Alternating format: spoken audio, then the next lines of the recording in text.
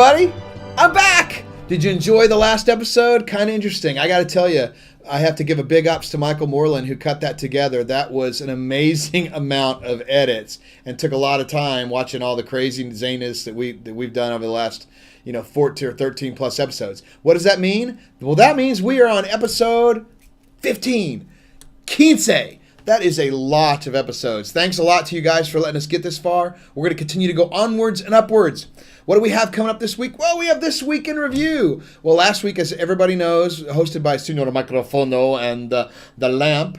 We want to name her. Maybe we can name the Lamp. Who knows? We'll just give it a shot. Send it in. We'll think about it. We were all at GDC. We're having business meetings. We're talking to people about Star Citizen. We're showing off our stuff. We're talking to possible business partners. And also, we're looking for potential things that could help us make this game shorten the timeline for getting it from us to you. As we all know, very crucial. So, on with also this week, we have forum feedback. We have, of course, wide world news. And we have an interview with our graphics programmer, Brendan Jackson. So a lot to look forward to this week. Let's get on with the really big shoe. So if we have a GDC debrief, I think I can mess that up even more. GDC debrief with Rob Irving. Come on in, Rob. Da-da-da, da-da-da. I don't have my own music. No, you can make your own music. I need a theme song. It's some Kid Rock thing, right? Exactly. So, man, you were at GDC last week. In fact, you were there. I was only there a few days. You were there for like the entire week. Slogging up and down the streets of San Francisco. Yeah, it was fun though, wasn't it? It was a lot of fun. Very informative. I learned a lot. I watched a lot of very interesting presentations. Yeah, exactly. And that's one thing that we can do. We find out what the rest of the world is doing. While we've been making in our little cocoon, while we're making it, we can find out maybe somebody's come up with solutions that we hadn't thought of, or that might make our game better, or our pathway to success even good. So what did you like? What did you find there that you thought was interesting? One thing I did learn is don't buy new shoes the day before the show.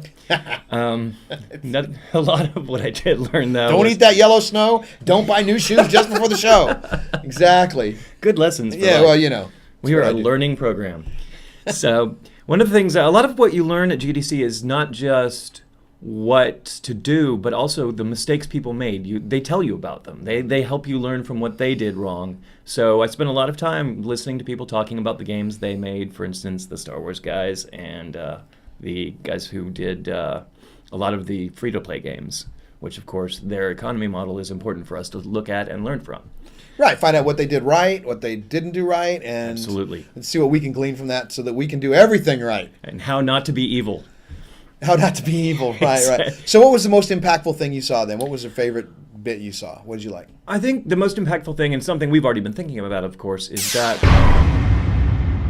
So that's really interesting. What else? What else did you see? Well, the other thing is just keeping the content alive, keeping the world alive. That was a really big deal for every single company I went to, and we've got to provide a lot of content for all you people out there, so we're going to be thinking about that for a long time to come. So the live team, essentially, how to keep the content fresh and keep things in the universe popping and happening. And we're going to be some of the things that they've done out there are interesting, but we're going to be taking it to the nth level, to the next level, where we hope to be mining the data from them and taking the lore of what's going on and then building some content around that. So kind of letting them create the lore and then helping them guide us into, maybe their storylines that they create that we manage. Absolutely. More than anything, our players are our content, more than any other game. That's good. That's good. Well, thanks a lot, Rob. No problem. Appreciate you stopping by. We also have another guest ready to come in here. Every time we talk about this, during the week, I get a lot of comments people saying, really, really want to see more content. What did you guys during the week? Really like that stuff. So we thought we'd show you a little bit about exactly what we do during the week here at Cloud Imperium. Roll it.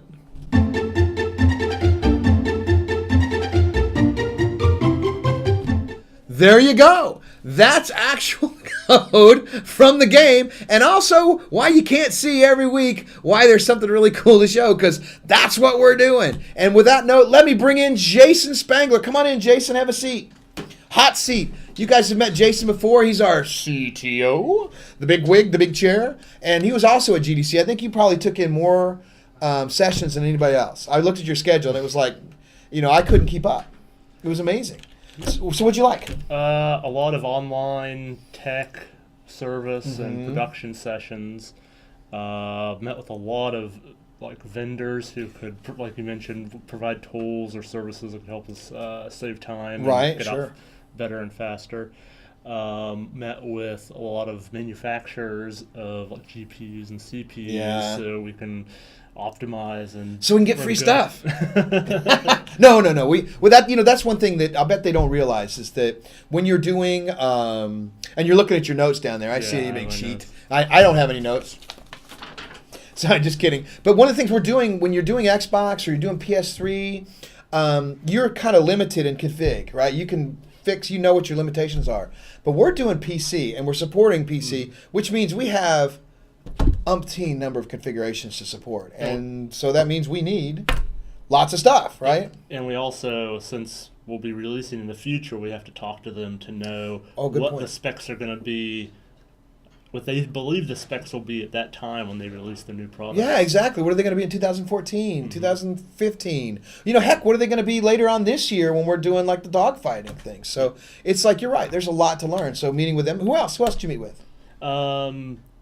New company called Simply Gone. They make a tool that generates level of details off of meshes, so we can save artist time and automatically generate the different level of detail models. So explain how that works. Like if you're in space and you're up close, you see tons and tons of detail on our ships, lots and lots of triangles, lots of polygons. It looks realistic. But when you're looking at something from a distance, you're not rendering the exact same number of polygons, are you? What does that do? What does that mean? Right. By switching to a lower level of detail, we save GPU and CPU time to render what might be closer to you in more detail and what's farther away in less detail, since you won't notice it since it's fewer pixels on the screen. There you go. See? Secrets in the game industry. Not to mention, you just saw a lot of Jason's code fly by there. Well, the entire code team. So cool. Was there anything else? Was there anything else you were particularly liked or found interesting at GDC? A lot of cloud computing providers are talking to game companies and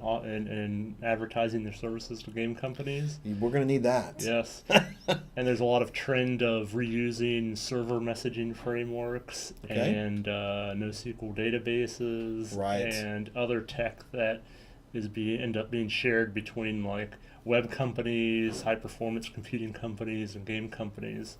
Cool. I mean, see, so Jason's the guy who vets all this stuff for us to make sure that your experience on the end seems seamless. We don't have seems seamless. Can we do more alliteration like that? But it's so that you get a better experience rather than having it choppy. So all this stuff's important. That's why it's important for us to go to GDC and find these things out. So thanks to Jason for joining us. We're going to now take a look at Brian Brewer's something he's put together, our lead animator. You can hang here for a second, Jason. Take it away, Brian. So what we've got right here, we're showing you a little bit of the animation that we've got going on. This is some of our character animation, our in-game itself, in the engine. It's just kind of a guy working out on screen. And one of the things we're trying to talk about doing here at CIG and with Star Citizen is we're toying around with the idea of full performance capture so that we can capture face, audio, performance at the same time, sort of like you block out a play or something of that nature, so that it looks realistic, so that the lips match up, the eye lines match up, things like that. So we want the experience to seem as immersive as possible. Realistic. Immersive as possible. I knew I could do it. And so that's one of the things we're going to do. So that is the end of the week in review, which takes us exactly to forum. Not to forum feedback. Whoa. Michael, thank you. He just mentioned something. I totally forgot about it. Da-na-na. Da-na-na. You know what this means, folks. That's right. We've got the nose cam. Let's get it going. We're going to take you out and we're going to take a look at the 300i, some aspects with Chris Smith. Be right back. Let's go. All right, let's take a look. There's Mike again. Signor microfono. And we're on the way out. Ooh, almost on the whiteboard. Don't want to do that. Let's take a look around the office again. There's Mr. Skelton. How's your hookah? What's up, man? What's up? Just saw Jason right there. There's Brendan. We're going to see him a little bit. Tom Sawyer. How's the fence painting going? Yeah, it never gets old. Coming on here. Elijah's still here. Zane's working on the website. Can't show too much of that. There's Brian. We just saw his stuff. Look good, Brian. And here we come along to Chris Smith. What's going on, Chris? Hey, how's it going? Pretty good. Say hi to everybody. Hi, everyone. You guys remember Chris? He got belly bumped. We're sorry about that, Chris. We apologize. Yes, it was quite the experience. Have you recovered? Not quite. I don't blame you. My appetite's still off. Well, good. Some of us, at least one of us, is skinny. So tell us about what you're working on here. What do we got here? Well, I'm working on a 300i ship. Mm-hmm. This is the landing gear for it. The landing gear looks really detailed. Yeah. So we're putting a lot of detail in these little mechanical things to make them as believable as possible. Right. Take a look at that, folks. Make it look nice. Take a look around. Show it around. Move that around for everybody so they can see. Look at the detail on this ship. Look at that. Amazing. Wow. If we're putting that much detail in the into the landing gear, we must be putting a ton of detail into the rest of the ship too. Yeah. Everything will be pretty detailed and very high fidelity models. So. Exactly. We are pushing the boundaries. Pushing it. Of not only space but computer gaming. Right? Absolutely, of course. Farfignugan. Farfignugan, of course. All right, see you later, dude. All right. Later. Thanks, Chris. All right, here we go. Back into the audience. There's our designer.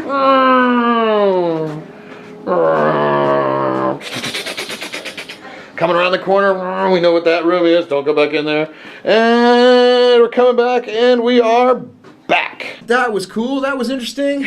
Ta-ta-ta. Let's turn this off here. Take off the head cam. Ooh, little brightness. I want to thank Chris for showing us that. If just think about that, folks. As detailed as the landing gear is there, the rest of the ship, missiles, guns, cockpit, is all going to be even more detailed. So it looks amazing. And, it does take time. So, again, when people say they want to see something every week, that ship takes, 5-6 weeks to make. So it takes time because we want to get it right because it's going to be stinking great. Right, so let's get on. Let's wrap it up and get to my favorite part of the show,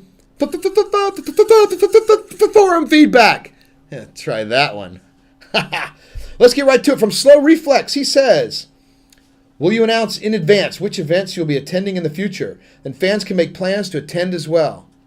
Yeah, we will absolutely be doing that. I mean, when we're hitting up a show or we're planning to show Star Citizen, we'll announce it. We'll have things for golden ticket holders to attend, things for pleasures to attend. We're actually trying to get some stuff for Gamescom this summer in Germany. So look for some announcement in the future about that. But Lord knows I want to go there for some cerveza. From Reebok, he says, it wasn't in the ship component update, so we wanted to ask, will ship sensors be similar to the rest of the components in how you can upgrade or tweak them for better performance? Yeah, I mean, we want to make the environment as interactive as possible, but that's one of those situations where we have to still design it.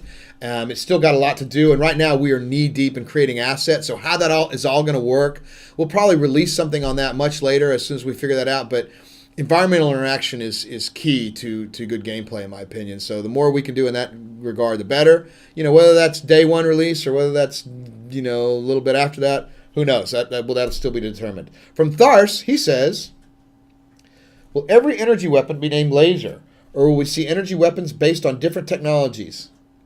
Yeah, they're all going to be called laser. No, come on, man, really? No, plasma, neutron guns, particle cannons, it's all there. We're going to have tons of different weapons. I think we even had something about a couple weeks ago that talked a little bit about this. So yeah, no, not everything is laser, man. There's even projectile weapons, missiles. I mean, come on. You can't have just lasers. Well, not if you're good. Not saying that anybody's not good if they don't. Let's just admit that. Redacted. From Anxious Confusion, he says, welcome aboard to Infusion. In many online games, players tend to overcrowd gag spots with an immersion breaking sea of players. Will there be docking limits or such to circumvent this?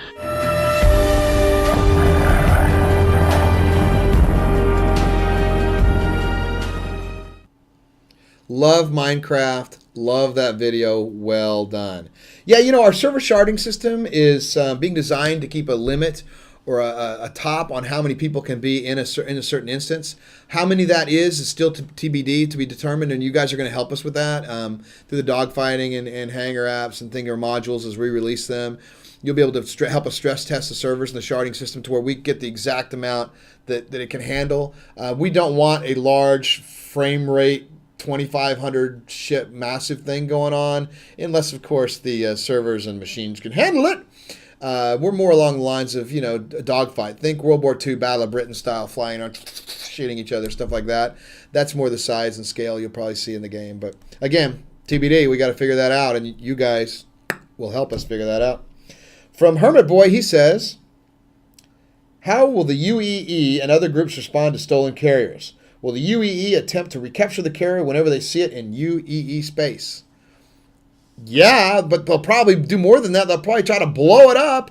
Man, if you're strong enough and your guild or whoever else is holding a carrier, you are a targeto. Everybody is coming at you, and they're coming at you hard. And if you come into UEE space, if you were that foolish, then you're going to take the lumps for doing so. You can count on it. From Mariluna. Hi Wingman, Mariluna here. Are there plans for in-game tools to manage clans or alliances? Thank you and have a nice day. Absolutely. In the game, there'll be ways to manage your friends, your clans, your guilds, whatever you want to call it. There'll be tools and such. In fact, there'll even be tools on some tools to help you with that on the new website. Some things would allow you to keep track of things like that, which will be revealed as the website comes online. From Arthas, he says, will there be player housing? Have you heard of the Hangar app or Hangar module? Have you heard of the Hangar module? Yes, dude, of course we're going to have player housing. There'll be, that's what it's going to be. The Hangar is your housing in Star Citizen. And if you want multiple hangars, well, around the universe, that's fine too. You can park ships all over the place. It's up to you. You bet there's going to be player housing. Have you heard of the Hangar module? Just kidding, bro. Yes, is the answer to that question. From Rebuck. Will we be able to interact with the environment to create more imaginative deaths? Or will it be limited to a more straightforward mechanic of just being able to shoot people and ships? Absolutely. There will be tons and tons of upgrades. And of course, if you have upgrades to your nav system and your computer systems, there is going to be counters to those upgrades. So you can be as all-powerful Oz, or you can be as stealthy as you wish. It's all up to you, and we want to support your style of gameplay. But how you customize your ship, it's all up to you. From Zombie, he says, hey Wingman, if you keep mining one planet, it will be empty after some time. Wouldn't the entire universe be mined empty eventually? Or will there be countermeasures to avoid this? Well, I gotta go. My dinner is getting cold. Well, let me think about that, Zombie. First of all, I hope you enjoyed your meal. The Earth is 4.6 billion years old, and we still have lots of stuff to mine here. So if Star Citizen gets to be around 5 billion years old, we might, and I mean might, run out of stuff to mine. So I think we'll be okay there. From Kin Shadow. This is pretty interesting, folks. Take it away. Wingman. It's Kin Shadow again from DreadCitizen.com. Place some security cameras on this desolate wasteland of a planet. I'll catch that slipper Leganze before he knows it. Anyway, on to my question. On the Death of a Spaceman post a while back, it was mentioned of tractoring in ejected pilots and selling them off to slavery later. Sounds like a great way to make a living. So, do I need any special equipment for that? Like a slave pen for my cargo hold, or some sort of freezing mechanism to transport the slaves? Or can I just get in there with my default pledge cutlass and my tractor beam and start slaving on day one? Thanks, Wingman. Now, off to the hunt. Ah, man, guys, well done. Not sure you're going to be able to make a living at it, but slavers will certainly be slaves will certainly be a commodity in the game, and slavers themselves, you'll basically be a commodity dealer, although on the shady side of things. So first of all, that was another great video. So that is your forum feedback. Now it's on to Wide World News.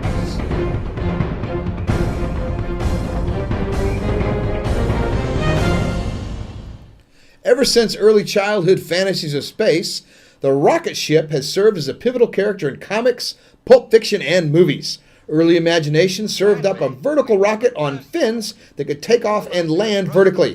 While the fantastic design was abandoned in favor of more practical methods of landing like splashdowns and gliding to a runway, present-day rocket designers are returning to that early vertical vision of space flight. Last week, Maston Space Systems completed their latest in a series of vertically controlled rocket flights and landings. Their Zombie rocket completed a flight to nearly 500 meters in altitude. That's 1,640 feet for the metrically challenged. The ship then began a controlled maneuver 300 meters downrange to simulate a common curved approach from orbit to a planetary body. After a precisely controlled descent, Zombie performed a perfect soft landing on a pre-planned target and shut down its engines. Maston Space Systems is not the only private space company recreating our retro future rocket ship. SpaceX and their Grasshopper autonomous spacecraft has had similar success. And now, let's take a look back in time. The week in space. On April 9th, 1959, the National Aeronautics and Space Administration announced their choice of the first 7 astronauts to train and fly for the fledgling manned space program. Dubbed the Mercury 7, they were Alan Shepard, Gus Grissom, John Glenn, Scott Carpenter, Wally Schirra, Gordon Cooper, and Deke Slayton. Each astronaut was considered a superb physical specimen with a genius-level IQ and the ability to function well both as part of a team and on their own. The press and public soon adopted them as heroes, embodying the new spirit of space exploration. These brave men were the only astronaut group with members that flew on all classes of NASA manned orbital spacecraft: Mercury, Gemini, Apollo, and the Space Shuttle. The Mercury 7, America's brave new explorers in space. I feel like I'm back in junior high or high school, and I can't remember whether I slept through that or whether I actually stayed awake and paid attention. Who knows? Either way, that was really cool. And Mike Moreland voiced that. Very good stuff. And that, ladies and germs, is our wide world news.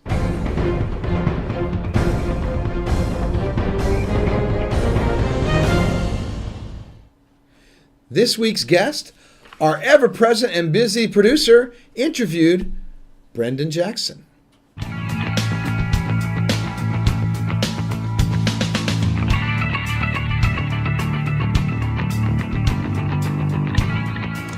My name is Brendan Jackson, and here at Star Citizen I'm involved in creating new shader effects for the engine, working on performance for the various features that we want, just trying to achieve the look and feel visually that Chris Roberts is looking for. So how did you get started in the game industry? So my first games job started in 1997, July 1997, and I started as a tools programmer at a little company called Beyond Reality in the north of England.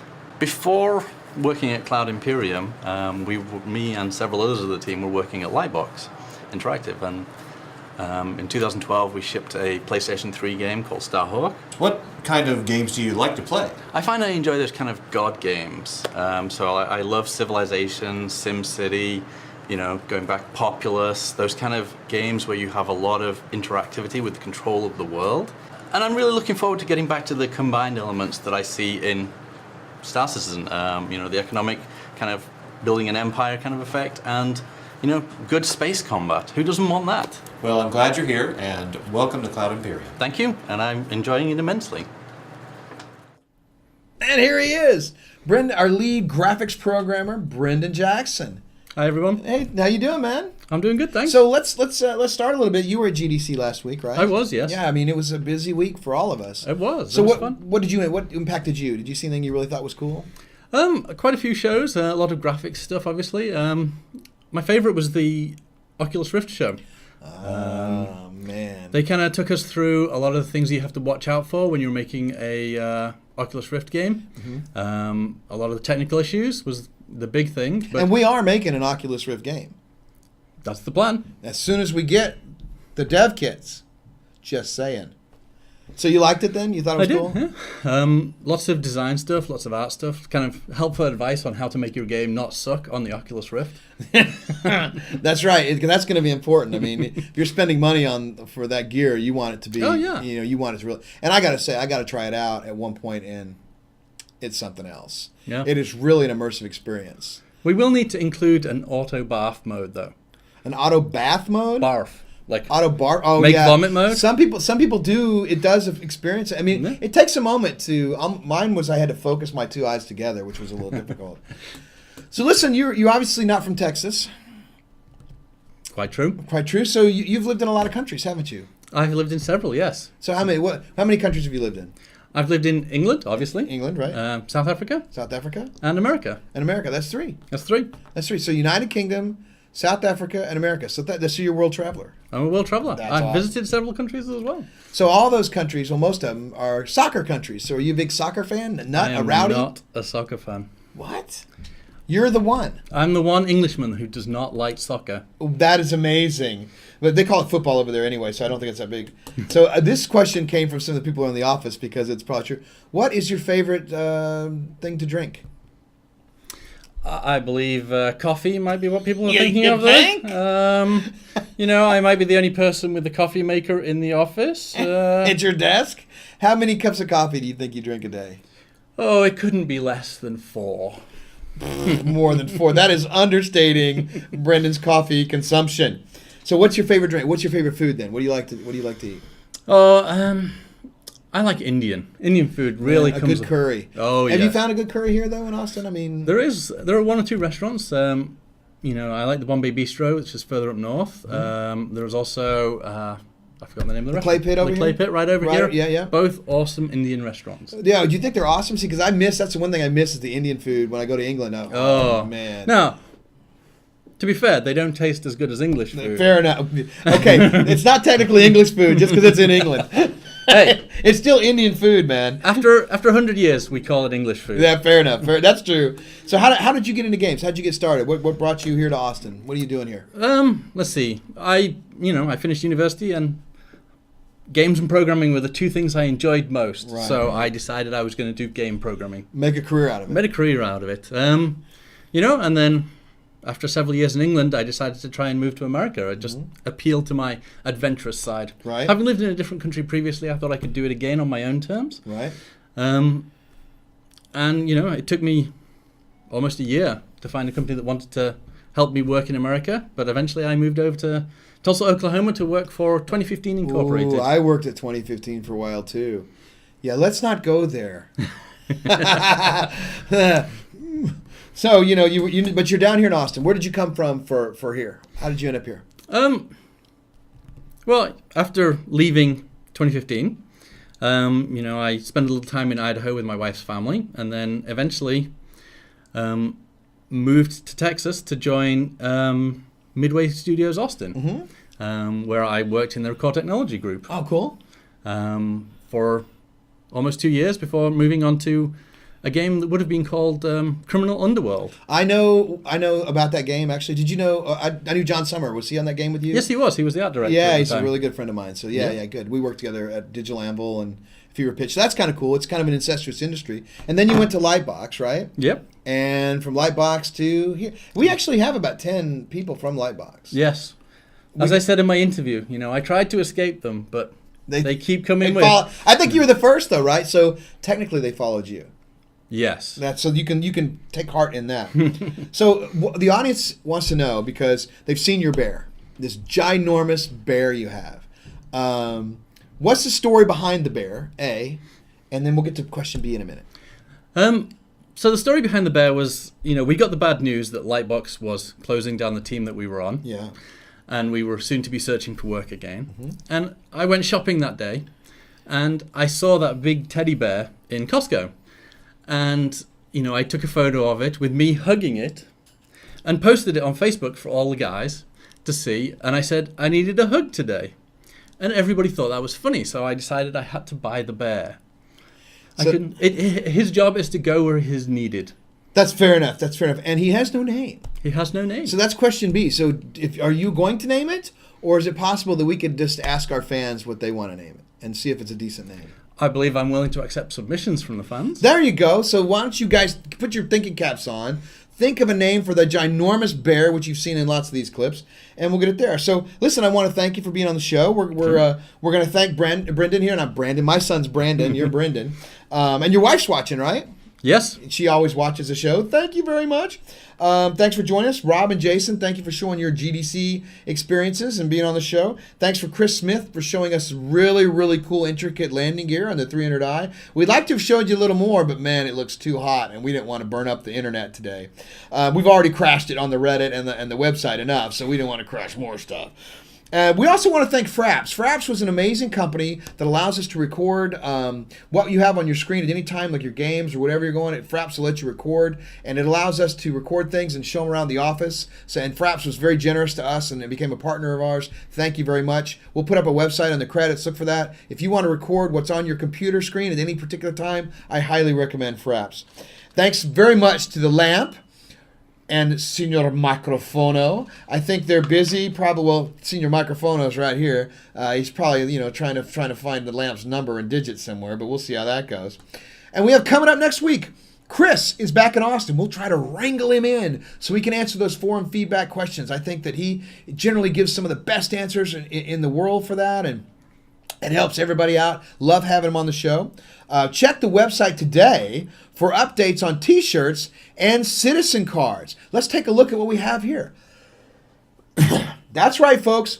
Citizen cards. We have the Colonel, the Rear Admiral, the Vice Admiral, Space Marshal, and Wing Commander. These cards here that we just showed you are the first proofs. Sandy's got an update coming out to you guys later today about where they're at with T-shirts and citizen cards.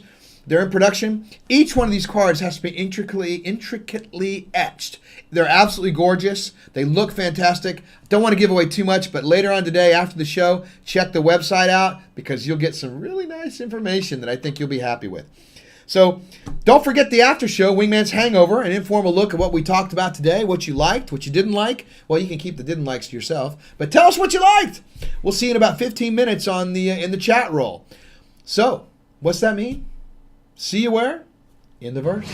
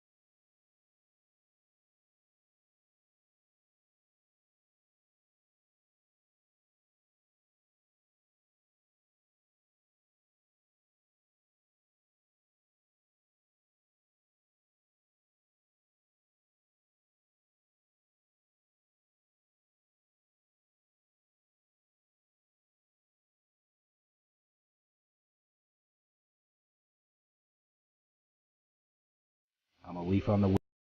Watch how I soar.